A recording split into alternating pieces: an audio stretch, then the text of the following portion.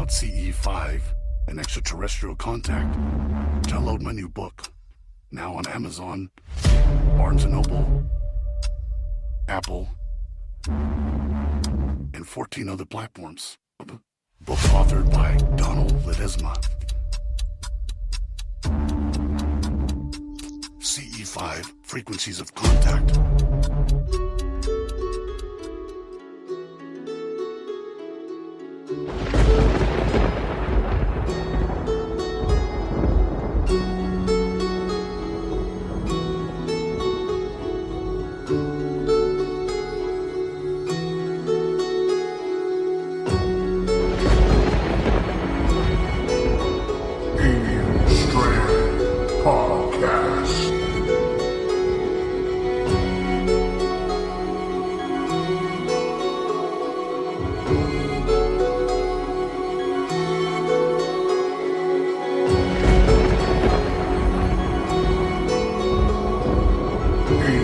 Strand Podcast.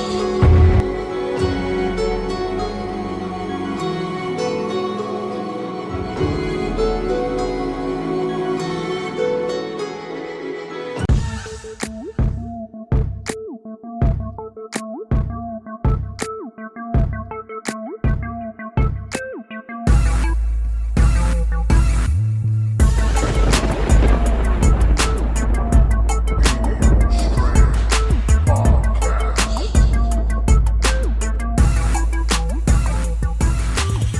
Hi, everybody. Welcome to this episode of Alien Strand Podcast. I'm your host, Donald Ledesma, and welcome to today's show. Oh, there's been a lot been going on. A lot. Oh, man, I don't even know where to begin. But I just want to welcome everybody to Alien Strand Podcast. Thank you for listening today on all your audio platforms. On 28 to 29 audio platforms, of course. Spotify, iHeartRadio, Amazon, Castbox, Podbean, iPhone apps, every Apple podcast. Come on. Everything you can think of. Alien Strand is out there, man. We're out there. So if you do see us out there, if you like to hear podcasts, like even different ones out there on the audio side, well, just look for Alien Strand Podcast, right? And click us a like, right? Get us a heart there or anywhere on there, even on Spotify. If you're an actual, I think if you're a premium plan, which is like $11 a month or something like that for Spotify, you get to actually comment on a lot of the podcasts. You can put your comments there, everything like that. You can chit chat with me back and forth on Spotify. Don't forget about that, all right? So iHeartRadio, you can even ask Alexa to play some Alien Strand Podcast as the day or evening or as you're driving goes by, right? Because that's what it's about. Hey, man, it's just one of those things. And don't forget, catch us on Patreon as well. Patreon, there'll be a link after this podcast at the very bottom on the description, and it'll say Patreon link. You can click on that. You can join for free or pay the $5 a month. I just put 3 new books on there to go check out. Those are for paid members. You can download it, read it all as many times as you want. It's yours, and I'm going to have some stickers coming up here soon. I'm going to have some t-shirts. I'm having t-shirts made finally. Yes, hello, for Alien Strand Extras. All right. So that will only be on Patreon. So go check us out there on Patreon. Look for Alien Strand Extras, right? You can join for free, right? Or you can pay $5 a month, and we really appreciate that. Appreciate that. What? It goes a long way, right? It does go a long way, and it helps with the programming, right? And it helps just kind of keep it going for a while, right? And everything costs money these days. Subscription this, subscription that, subscription. I get it. I'm right there with you guys. We all have to do everything we can, but it just kind of helps the podcast and everything get a little further out there, right? To many more countries. Yes, we're all over the place. Many countries listen to Alien Strand Podcast, believe it or not. Not just the United States, man. You have Australia, you have United Kingdom, you have Africa, you have all these Mexico, even southern countries are listening to Alien Strand Podcast, Brazil, everything out there. All these countries out there do listen to Alien Strand Podcast. How do I know? Because I can see where it's people. I can't see you, but I can see what general areas of demographics, right? Where the people are listening, right? And of course, the majority is United States, and then we have the second lower than that. It's going to be Britain, United Kingdom, and then after that, it's Australia, right? And then it starts going down from there, but not very much. But anyway, we get to get a lot of information to a lot of people, which they are listening. Hey, they do. And I really appreciate you guys. Thank you so much for joining Patreon, joining Alien Strand Podcast. And if you're new to ufology, well, welcome to ufology. This is what Alien Strand's about. We're here to teach you ufology a little bit, right? At least as much as we can, or as much as I know. Because I've been studying this for a good while. Been on a couple of TV shows. Well, one TV show, right? It's called Roswell at 75. Go look for that on Tubi TV. You'll see my face all over that documentary. It's from Fox TV. Go check that out. It's free, man. It's called Roswell at 75. I actually come out on that as a spokesperson. And of course, I got the middle series that is still out there. It's still going strong. We got the middle part 1, part 2, and part 3. It's still playing out there. Documentaries on Amazon Prime, Tubi TV, and you name it, it's out there. And thank you guys for watching it and just giving me stars on that. And, it's a lot of work making these documentaries. And I make them for you guys so that way you guys can understand the process of what people go through during these encounters, right? When they're actually encountering a craft or an extraterrestrial encounter with the actual entity itself. And it doesn't necessarily have to be an entity standing right there in front of you. Sometimes they are there. You just can't see them. Believe it or not, they cloak themselves pretty good. Almost like that Predator thing, right? It's almost like that. I hate to say it that way, but I've seen so many videos and photos of how these things can go in and out of these dimensions, right? Even into our dimension, right? And it's kind of crazy how people now in the UFO government declassified people that are out there, right? That are actually starting to come on board, and they're actually starting calling them interdimensional beings. They're changing the name from extraterrestrial, right, or interstellar to interdimensional. That's what they're calling them now. They're calling them interstellar beings, right? What is there something? Is there something that we don't know or they know, right? To call them interdimensional. How do they know, right? That's the question, right? And that's what we're trying to figure out. Well, that is the question of, of how do they know these things and what's been happening around the world today about that. And we're going to talk a little bit about UFO files. We're going to jump back and forth from back in the beginning, but I do want to bring up a little bit of what happened to Mr. David Wilcock. I know everybody out there has just lost their minds over it, and so have I, because we have a lot of questions of, how this gentleman can do this to himself after him saying that he was never going to do this, right? Then don't even look at it. And there was several podcasts out there that he did, or TV shows actually, when he was with Gaia. Mr. David Wilcock, when he was with Gaia, he talked about that. He talked about it a lot. He was on Gaia with that guy from Coast to Coast, right? So he was, I can't remember his name right now, but anyway, it'll come up here in a minute. So they were having a real big, deep conversation about, why his thoughts were why they were, and if he thought somebody or something was attacking him. He did say yes, right? Many times to those things. And we don't know exactly why a person does what they do, but you got to remember it this way too, because we knew he had financial problems. We knew there was a lot of things going on behind the curtains, right?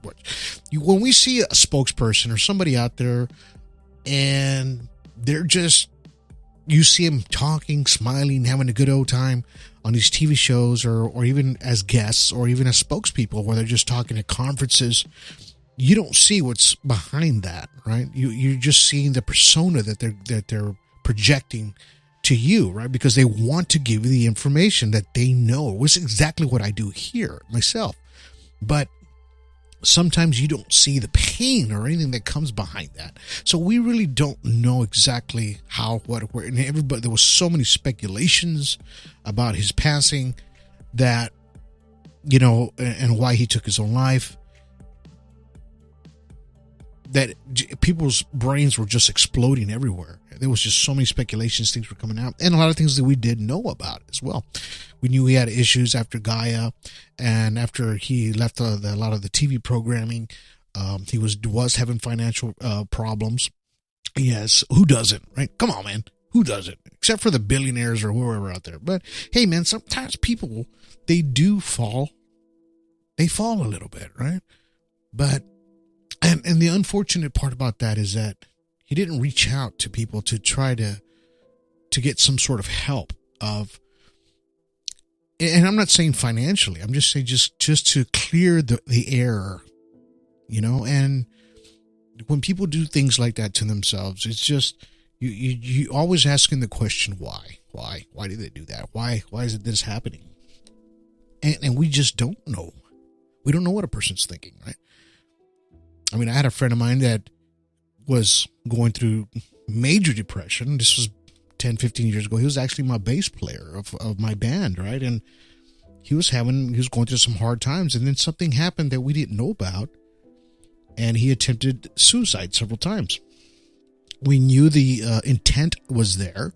I stopped him once or twice, but I didn't stop him the third time, right? He followed through anyway, right?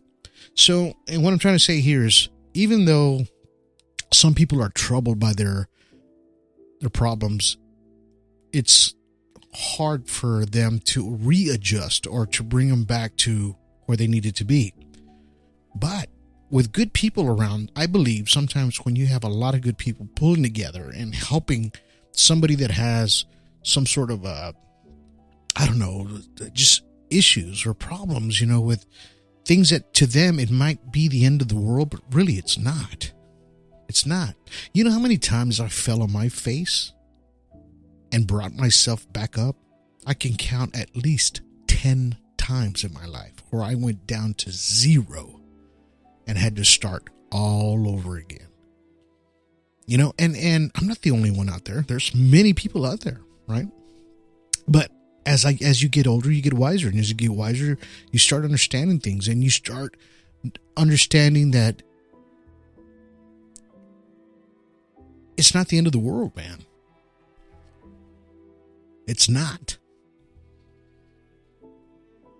And there is light at the end of the tunnel, not in the sense of when you're going to pass away or kill yourself, but there's light at the end of the tunnel to where you can get over that hump. All it is a hump in life, right?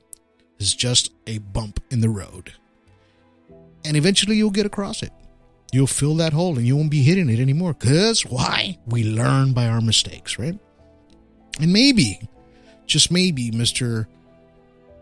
David Wilcock was going through something that we just didn't understand. Now, we always we were asking ourselves right now, where's the dash cam? Where's the camera footage? Where's this? You know how long it takes for them to release stuff like that?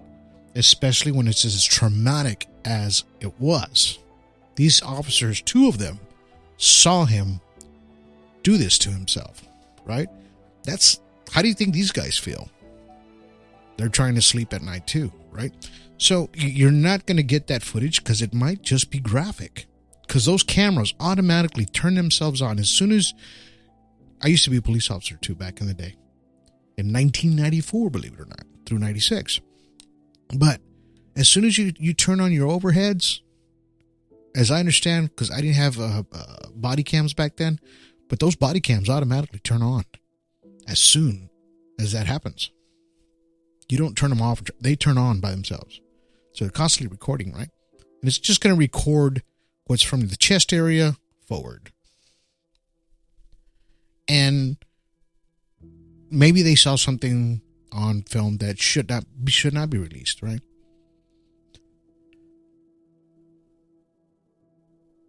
I mean, look what happened to the crocodile guy, right?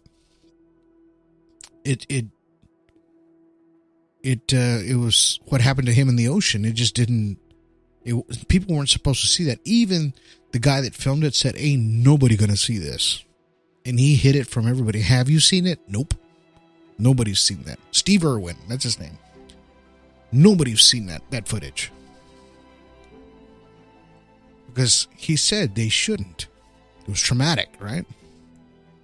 Nobody wants to be remembered like that. But what I'm trying to say here is we don't know all the answers yet. Just yet. We're just going to speculate. And there's going to be a lot of conspiracy out there, believe it or not, because of a lot of things that he said. A lot of things he said on camera. A lot of things he said on audio podcasts, even on his own podcasts.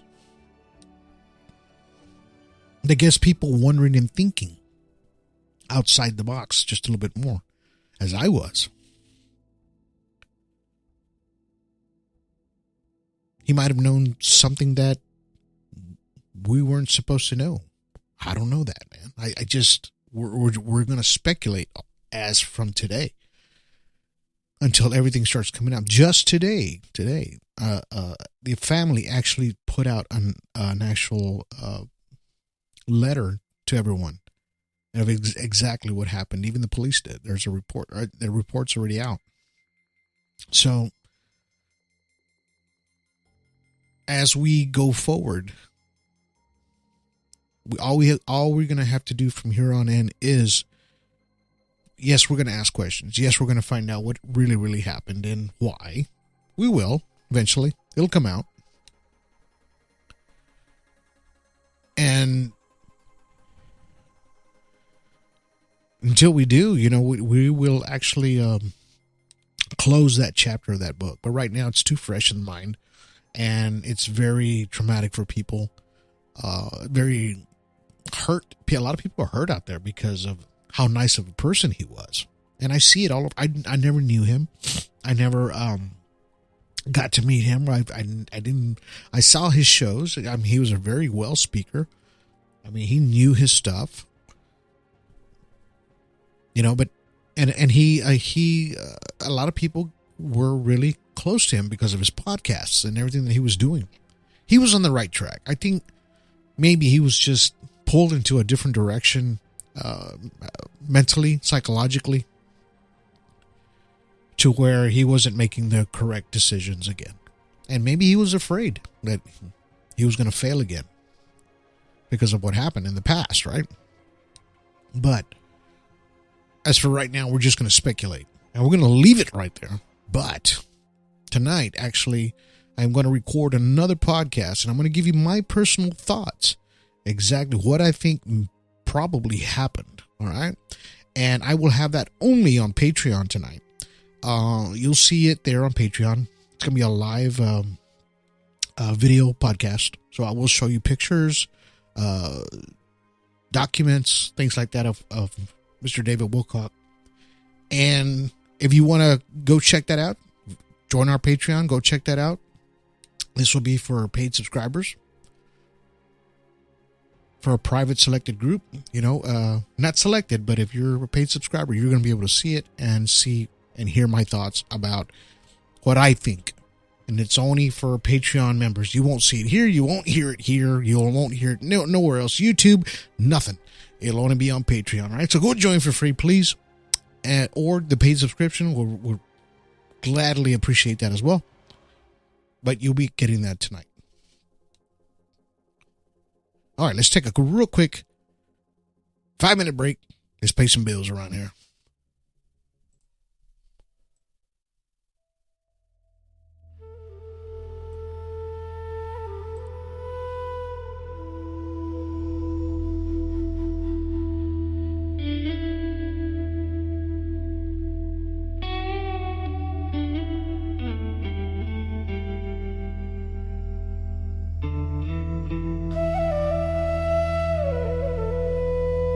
Whispers ride the wind like ghosts. Mountains hum a song I can't decode. Sky splits open wide, wide, wide. Who's watching from the other side?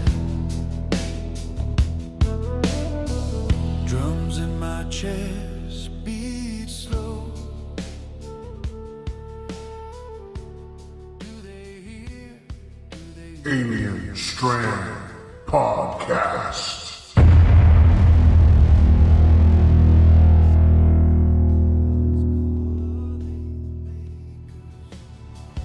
Are we the foe?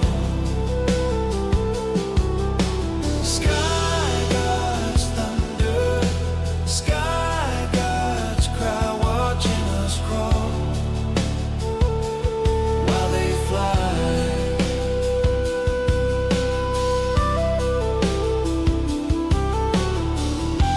Stars blink like ancient eyes. All right, welcome back to the show. Thank you guys for sticking around and listening to the Alien Strand Podcast. We really appreciate you guys. Please give us a thumbs up. I hope you guys are enjoying today's content. Well, I mean, the story is sad, yes, but the content is there for you guys, all right? And I'm hoping I'm able to deliver the content to you as well as you enjoy it. Many of you do enjoy it because I get so many instant messages and text messages about the show. But we're doing our best, right, to get everything going as much as possible, right? So today we're going to be talking about UFO files, right? And how they declassify them at times, you know, and why they classify them. And you're going to be hearing a lot of my thoughts, of course, on this subject. But for decades, the truth was locked away, right? All the classified documents were buried and denied. And we know that.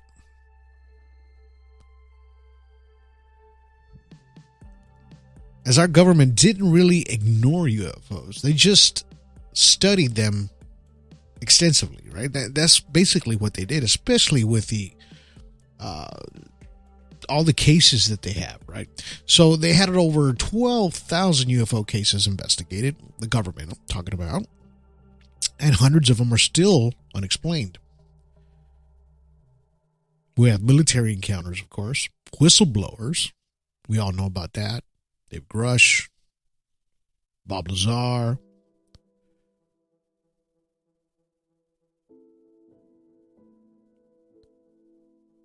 And then, of course, we have our governments, our governors. The Senate is getting involved with recent disclosure movements, right? So they want this declassified stuff disclosed to the public, right? They want it out. And how do we get them to get it out? Well, we put a lot of pressure on them for sure. For sure, we're going to do that. We're always going to put pressure on them, especially with declassification, right? Everything that we do for disclosure, you know, everything that we do. Dr. Stephen Greer, everything.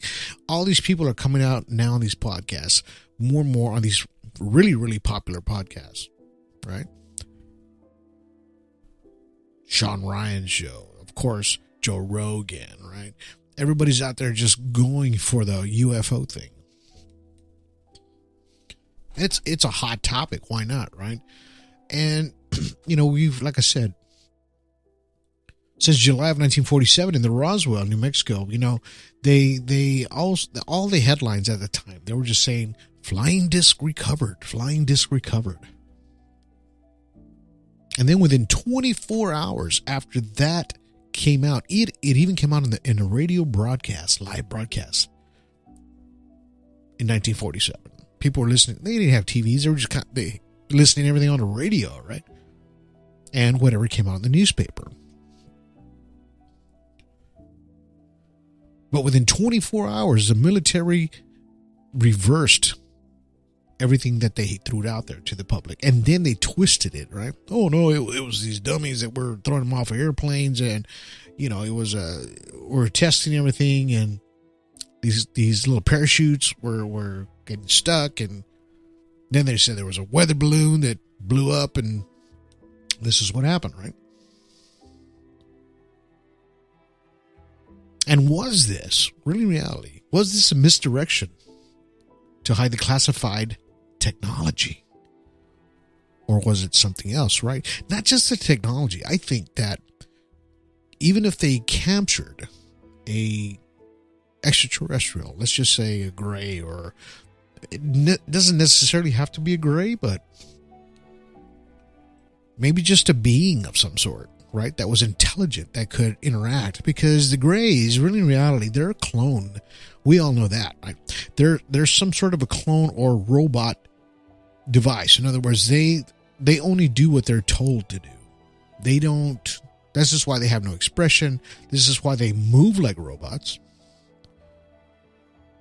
And they have no thought processes of feelings and I don't want to hurt you kind of stuff. They might have those things in there, but it might be coming from somewhere else. Do you ever think about that?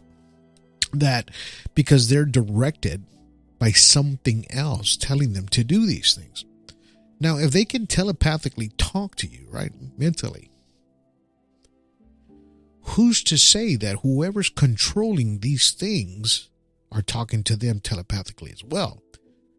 Telling them what to say, how to talk to you, how to make you feel more comfortable, right? It's just like those funny TV shows, right? Where you see, I saw one the other day, Will and Grace or something like that. The guy's giving this guy advice and he's got a little thing in his ear and he's telling him what to say, right? So what if that this might be happening telepathically to these little grays coming from a larger source? And who's to say that this extraterrestrial craft that crashed in 1947 was a gray? It might have not been a gray. It might have just been some sort of extraterrestrial,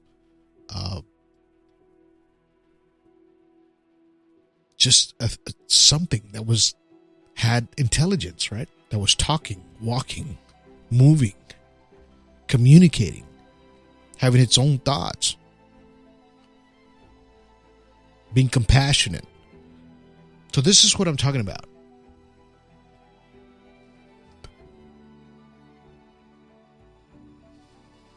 Of the misdirection, right? That maybe that they got more intelligence from the extraterrestrials, as far as like, because back then we got to remember we were in the nuclear race. Who's going to be first, right? All these spies were out there. They were spying on us. We were spying on them, having these aircraft 30, 40, 60,000 feet up in the air, going over countries that the radars couldn't pick up, right? So what if you had an extraterrestrial there letting you know exactly what was going on that you had? So yeah, they're going to give you misdirection. They're going to hide the classified tech or the something else, which is the extraterrestrial itself. That would be the highest probability that I think that would be in their best interest, right? For national security. Yeah. You know, and at the same time, it would make back then, people's thought processes weren't as technical as they are today. It's like the way you think today. It's not the way they thought back then, 1947. They were very simple, very, very plain. It was very, I don't know.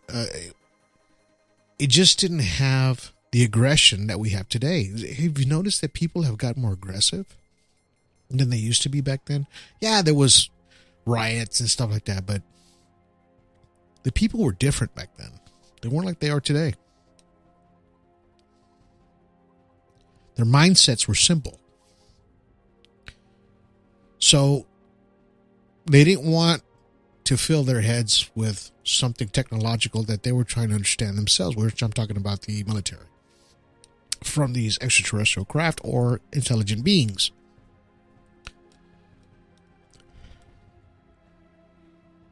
So in 1948, they had Project Grudge, right? The first official military UFO investigations.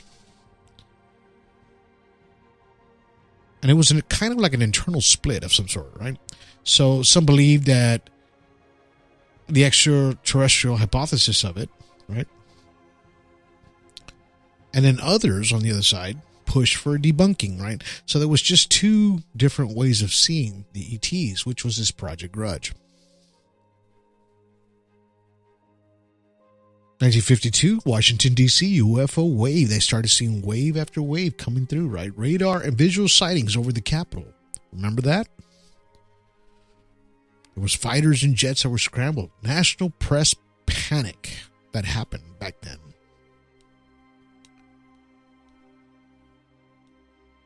Because people didn't understand what was happening, right?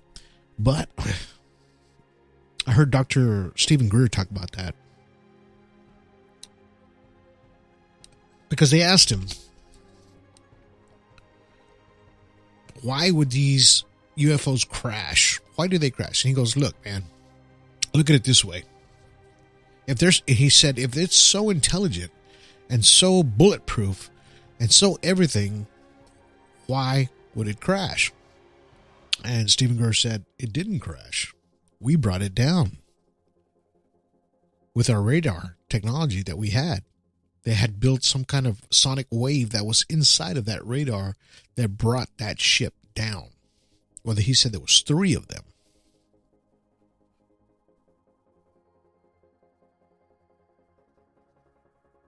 Because 2 were recovered.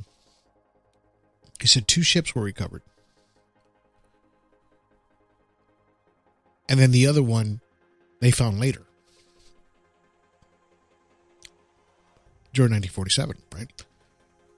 So he says, look, man, they come through space. They go through freaking suns. They go next to suns. They go into water. They go into everything. He goes, you think that they're going to crash? No, they're not going to crash.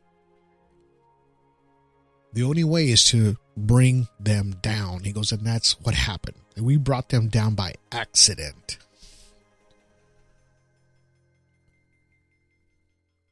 And I think that makes more sense than a UFO crashing, right? Crashing itself, after it traveled thousands and thousands and millions of miles in the interstellar galaxy to get here or wherever they came from, and then happen to crash here. Come on, man. I don't think so. I just think that sometimes we bring these things down, or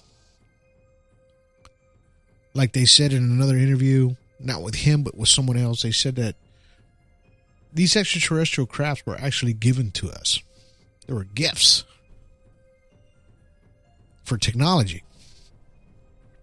They talked about it with Bob Lazar. He says, yeah, there were a lot of these crafts were just given to us. That's why they had so many of them.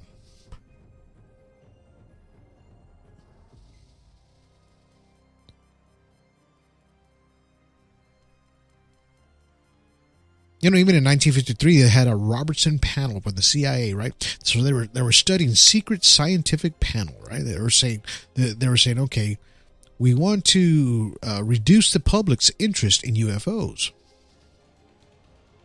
So what they were doing, they were getting media to debunk. Hello, is that happening today, or does that happen too? Yeah, they were getting the public to ridicule campaigns. How many times have you been out there on social media, right? And then you see all these trolls out there, laughing at the UFOs, laughing at this and laughing at that, and trolling away, right?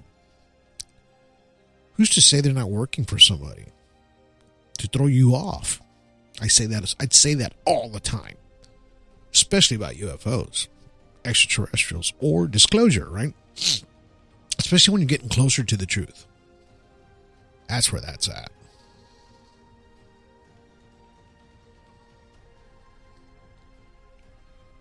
All right, let's take a quick 5 minutes. We'll be back after these messages.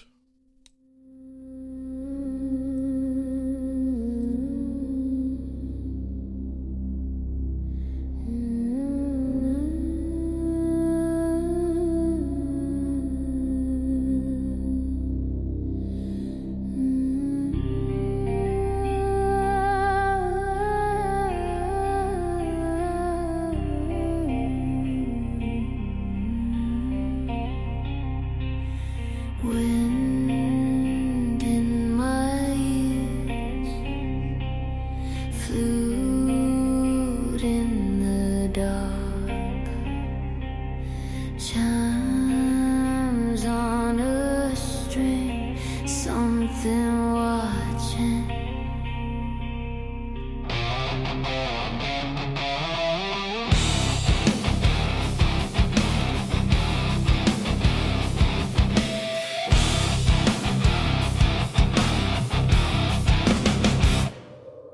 Shapes in the daylight, parked up in the clouds above town. Metal in the sunshine. Alien Strand Podcast. I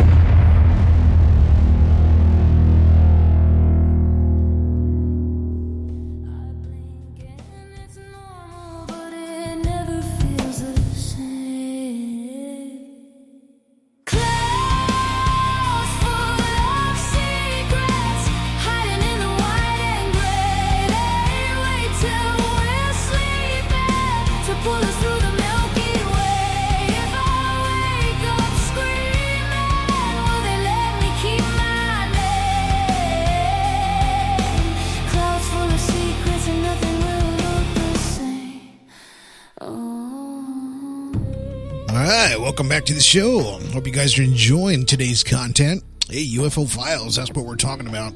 You know, we always like to talk about the past, just a little bit, and then we bring it forward, just to give you something a little bit deeper to think about. Because sometimes we kind of miss the pages or miss the lines that are in between, right?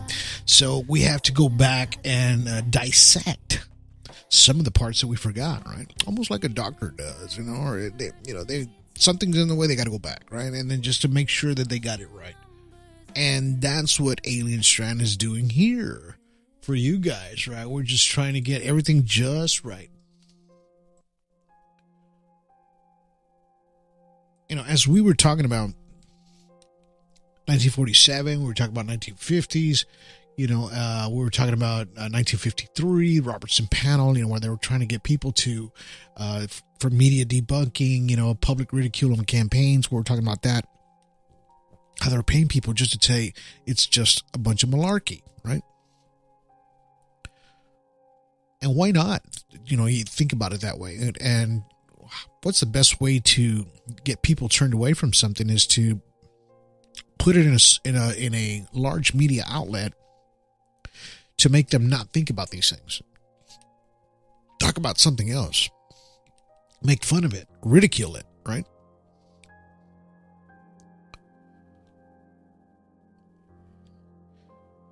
So then from 1952 to 1969, they decided to come out with Project Blue Book. Of course, we've talked about that before as well. Where the official Air Force this time was into the UFO program. And that ran from 1952 to 1969, I believe. There was 12,618 sightings investigated. And out of all of those, 701 were unexplained. So that's like about a 1.2%, maybe, not even 10%. It's still a large category of 701 unexplained back then, right? They didn't have the technology we have today, but they were doing the best they could with what they had.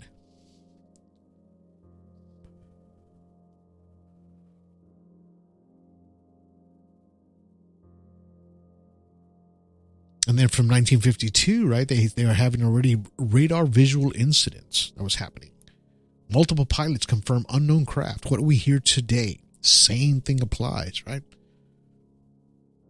Where these objects were outmaneuvering jets, as they still do today. But now they made it a new law now that pilots can speak without losing their jobs. Hello, that's what was happening, remember? That just recently happened. So that's why now you're starting to see a lot more records of recordings that are starting to come out that are recent of pilots that are talking on the mic, things that they're seeing, things that are out there that they don't understand, right?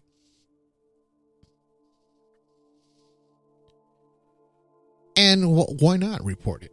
I would rather them report it and then us to be able to either debunk it ourselves, or now we can look through our fancy schmancy apps to where we can see where the craft was. I'm talking about the aircraft, where it was, and about where the UFO was at. Even if they had video of it, it would be great. So now you can pinpoint the exact location where this happened, and if there's a hot spot in that area, any mountains, volcanoes, things like that.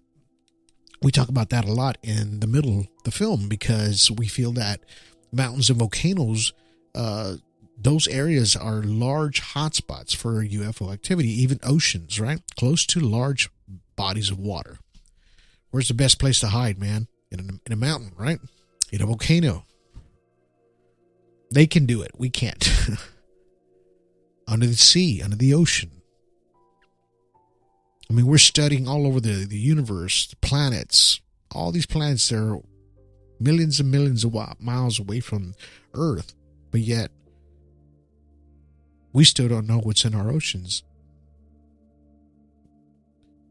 They've compared it to, we've only know about our oceans as much as you put water in a teaspoon. That's how much information we know about our oceans, right? So that tells you a lot that we don't know jack crap about our oceans and what's down there.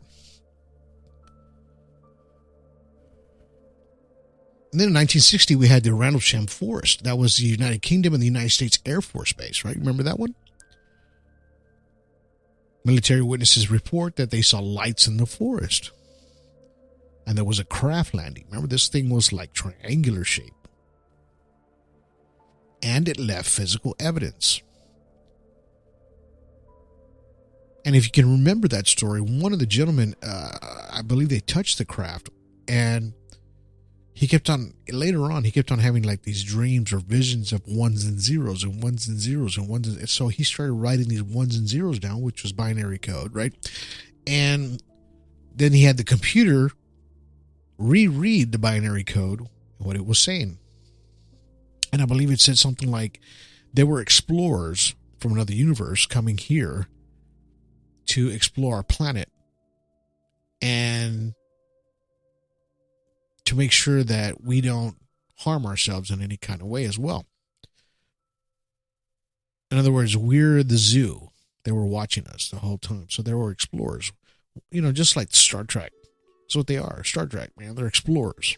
So that's what these extraterrestrials were doing back then in 1960.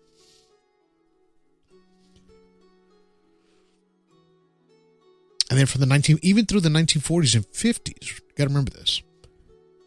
Green fireballs that they were kept reporting over nuclear facilities, these silos. Remember that? Russia?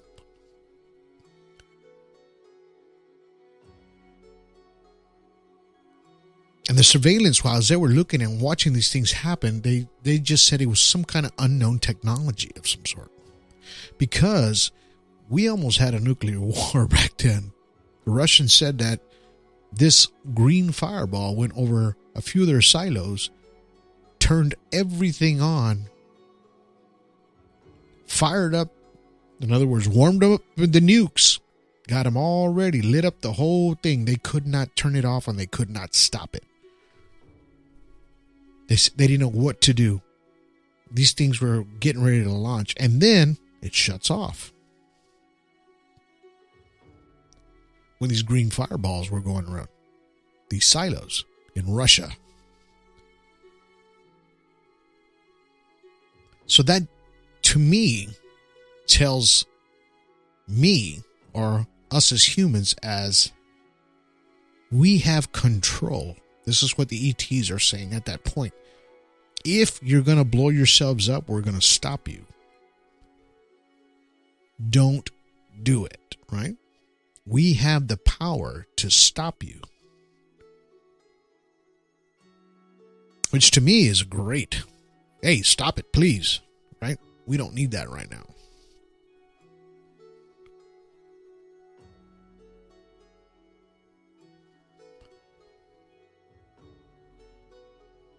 And of course, we had Dr. Jay Hynek, who was a consultant there on Blue Book. And at first he was real skeptical about it, but then later a supporter of the unknown phenomenon. So what does that to you, right? What does that to you? After you research the UFO phenomenon, at first you're saying, I don't believe in that crap. And then after being there for those years, you sit there and then you start thinking, well, wait a minute, there's something here. Right? I think there's something here that we should know about.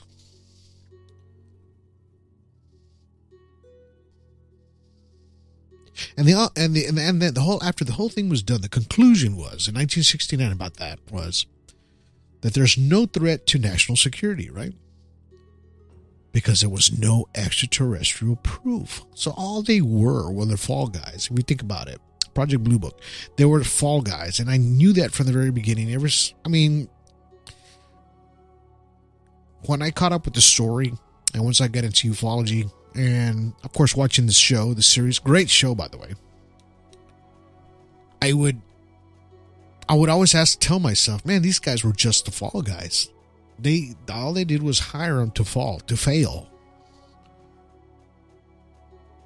And that's what happened, right? Because at the very end it says, oh, nope, there's no extraterrestrial proof. There's no threat to national security. And I don't know how much money they spent on that Project Blue Book back in the day. But I'm sure it's equal to a few million back now, maybe more.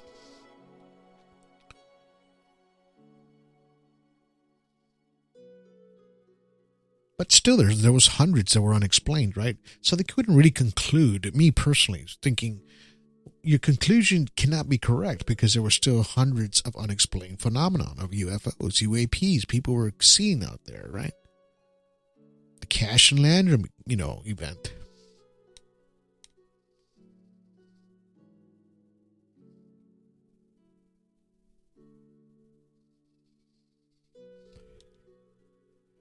But I think this was where the UFO files, where they wanted to close the books, 1969, on ufology. And that there's nothing to see here, folks. Keep on walking.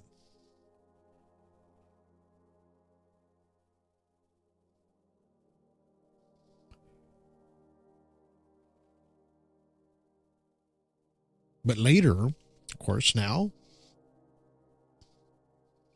even in early military insiders back in the day, they had whistleblowers, and then they had inside testimony as well. Got to remember that, where they claimed that the government knew more than it revealed, right? And it advocated for public disclosure, right? This is what we're seeing here today. And Bob Lazar, of course, 1989, when he came out, he claims to worked at S4, the Area 51, and that he was working with reverse engineering of an alien craft that he was in, and he saw, and he was under, and he saw take off, land, you name it, testing. He saw the whole thing. He witnessed everything. They tried to debunk him, but they couldn't because everything he said was correct. They even went back on the records to where, just to see if he was worked there. And yes, people did remember who he was back then. They finally found people that remembered who he was. Even though they tried to erase his badge and his name and everything from the files, we knew that he was there. And he saw it.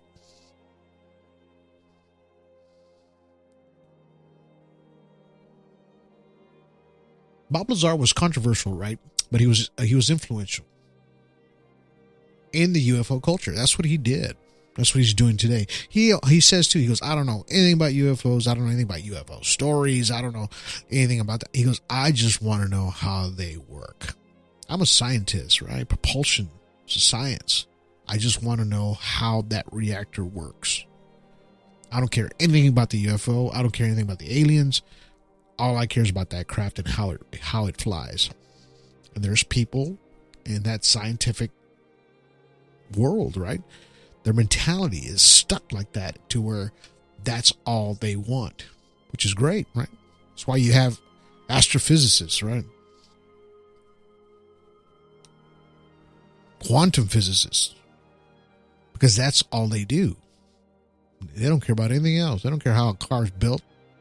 They just want to know how the electricity flows to that wire and how it got to where it got, right? This is how scientists work. Luis Elizondo, another one, former head of ATIP, right? Advanced Aerospace Threat Identification Program. And he claims, of course, the government studied UFO secretly through the Blue Book. Of course, we know that. And the objects showed non-human technology capabilities. So he was watching these crafts, and he was watching the dark money come through and these programs that were funding him as well for him to work and watch UAPs as they were going through our airspace and record them as well. Because all his job was he wanted to know if this object was a threat to our airspace. That was his job. Like security, let's just put that like an air security for our airspace, right? And he's another one. Doesn't know anything about UFOs, doesn't know anything about extraterrestrials, what happens to people. He doesn't really care about anything like that. All he cared was that they were there, and he wants to tell people that he saw these things. This is who he is today. Then, of course, we have David Grush, 2023. He was an officer, whistleblower. And he also claims that we, United States, are in possession of a non-human craft. He says we have retrieval programs that exist. You saw him tell it all last year.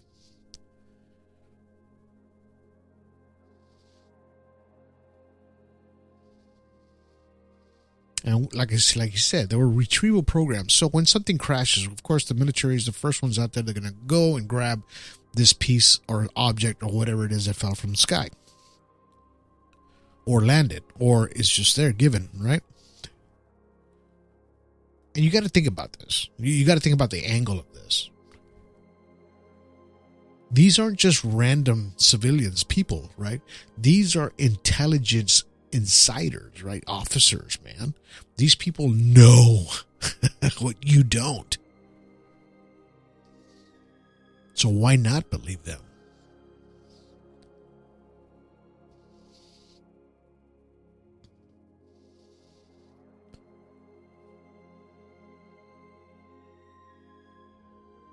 So we do have some admissions from modern declassification, right, from the Pentagon. And of course, ATIP, they did admit that from 2007 to 2012. They had the ATIP program, secret Pentagon UFO program, funded to investigate military encounters, right? Then, 2017, there was a New York Times leak.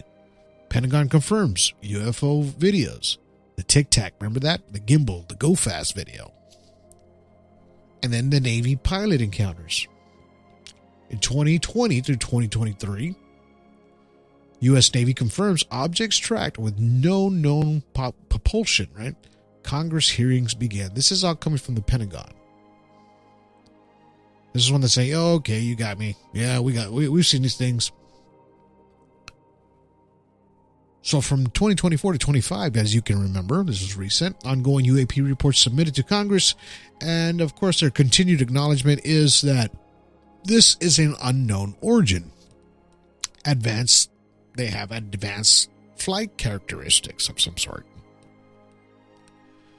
They can go from 32,000 feet to 8,000 feet less than a second, right? 22,000 miles per hour, maybe faster.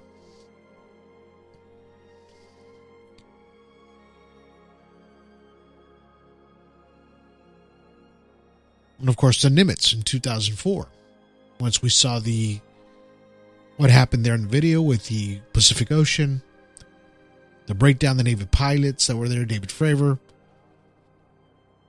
They saw the white Tic Tac shape, had no wings, no exhaust, instant acceleration, they say, drops from 80,000 feet to sea level in seconds. What does that?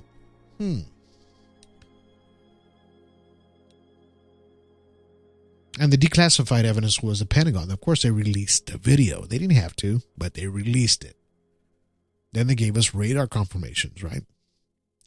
And of course, the multiple pilot testimonies. Remember, they could say, well, there's things I can say and there's things I have to tell you behind closed doors, right? They didn't want to lose their pensions. I get it. So, if you think about this wasn't just like folklore. People were just like talking crap behind the scenes, or you say, oh, you know what I heard? I heard from this person heard from that person. You're not getting it this way. This was tracked and recorded as a military encounter, right? So everything that happens like that, they put on paper, on video. This is why we know about it today. Now governments admit, okay, yeah, UFOs are real phenomena. But still, not all of them can be explained. The only thing that they deny, they admit that the UFOs are there. The only thing they deny is extraterrestrial confirmation, like anything other than human. They won't tell us. They won't admit to that they have a non-human body.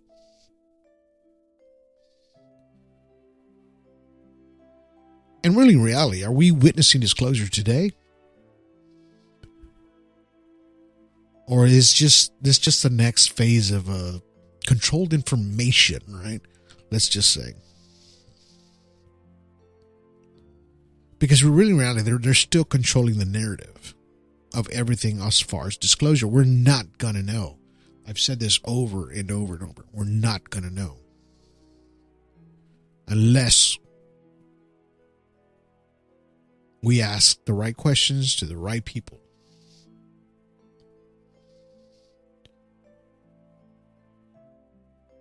And here's my questions to you out there, the listener.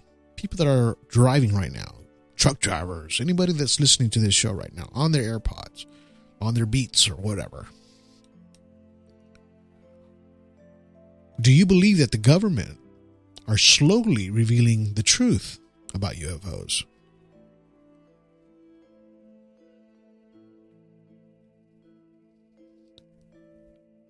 Are UFOs extraterrestrial, or are they advanced human technology? Do you think we made these? These are my questions to you. And then my last question, why keep hundreds of cases unexplained? That's the thing.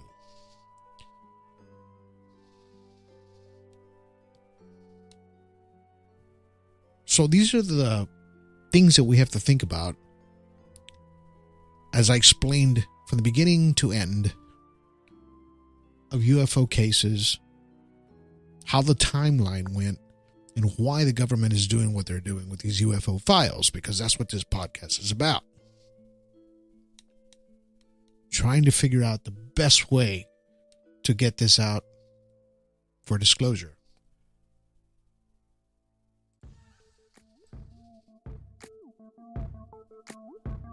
All right, guys.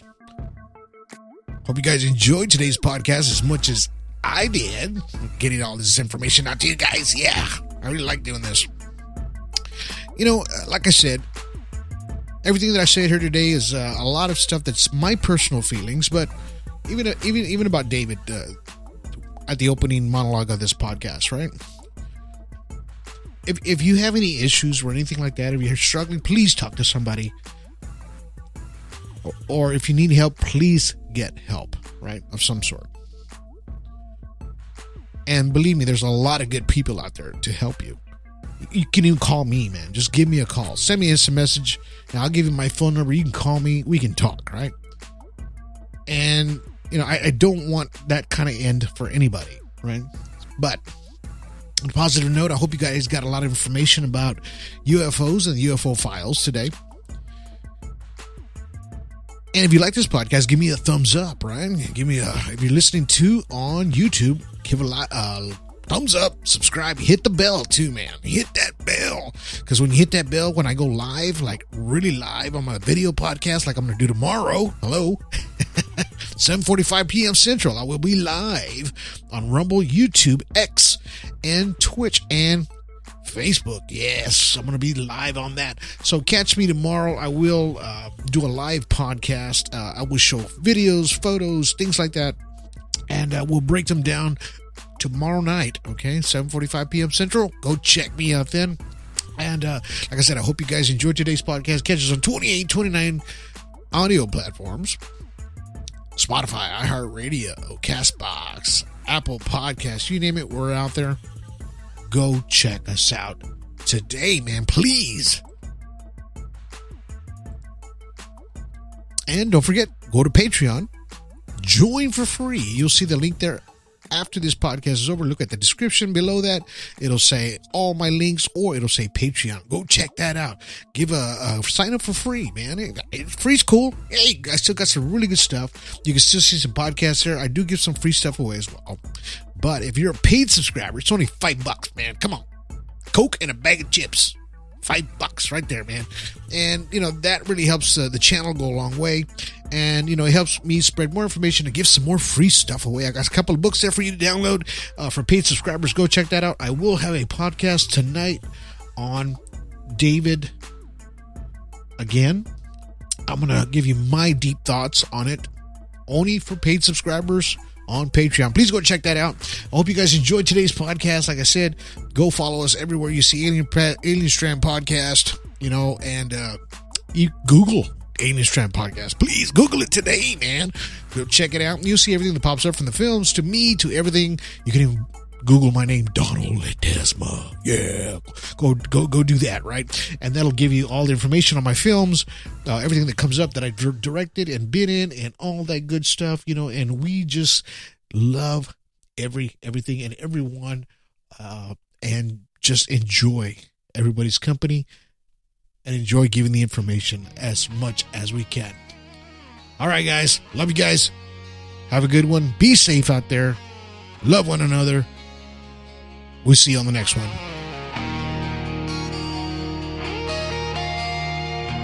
Static screen, blue glow on my face, redacted pages all over the place. They said weather balloon over grainy tape, but the farmer found glass in a perfect shape. Desert sand turned to glass in a silent flash. Man in suits at his door, talking fast, talking trash. Tell me what you're hiding in the sky. All these years of looking up at light. Classified hearts, classified eyes, rip the black ink off the files. I want disclosure. Open the closure. Tell me what you're hiding in the sky.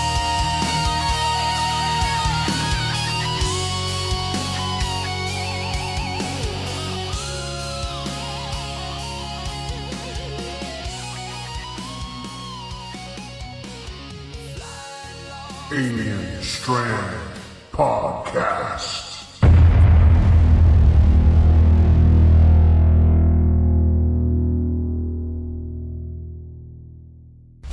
You want to learn about CE5 and extraterrestrial contact? Download my new book, now on Amazon, Barnes & Noble, Apple, and 14 other platforms. Book authored by Donald Ledesma. CE5, Frequencies of Contact.